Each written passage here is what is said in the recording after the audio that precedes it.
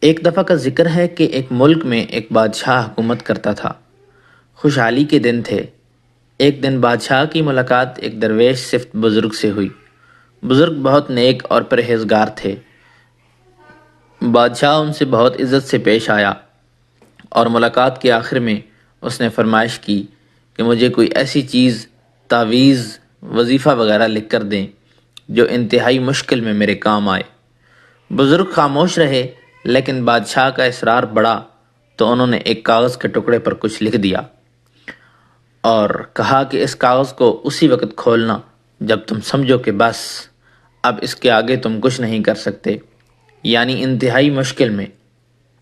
قدرت کا کرنا ایسا ہوا کہ اس ملک پر حملہ ہو گیا۔ دشمن کی فوج نے بادشاہ کی حکومت کو الٹ پلٹ کر رکھ دیا۔ بادشاہ کو اپنی جان کے لالے پڑ گئے اور وہ بھاگ کر کسی جنگل میں ایک غار میں چھپ گیا۔ دشمن کے فوجی اس کے پیچھے تھے اور وہ تھک کر اپنی موت کا انتظار کر رہا تھا کہ اچانک اس کے ذہن میں درویش بابا کا دیا ہوا کاغذ یاد آیا۔ اس نے اپنی جیبیں ٹٹولی۔ خوش قسمتی سے وہ اس کے پاس ہی تھا۔ سپاہیوں کی جوتوں کی آہٹ اسے قریب آتی سنائی دے رہی تھی۔ اب اس کے پاس کاغذ کھولنے کے سوا کوئی چارہ نہ تھا۔ جب اس نے وہ کاغذ کھولا تو اس پر لکھا تھا، یہ وقت بھی گزر جائے گا۔ بادشاہ کو بہت غصہ آیا کہ بزرگ نے یہ کیا کھیل کھیلا ہے۔ کوئی اسم اعظم ہوتا یا کوئی سلیمانی ورد، لیکن افسوس وہ کچھ نہیں کر سکتا تھا۔ اس نے تحریر کو دوبارہ پڑھا، سہ بارہ پڑھا۔ کچھ دیر تو بادشاہ سوچتا رہا، غور کرتا رہا کہ کیا کرے۔ پھر آخر اس نے اپنی تلوار اٹھائی اور سپاہیوں کا انتظار کرنے لگا۔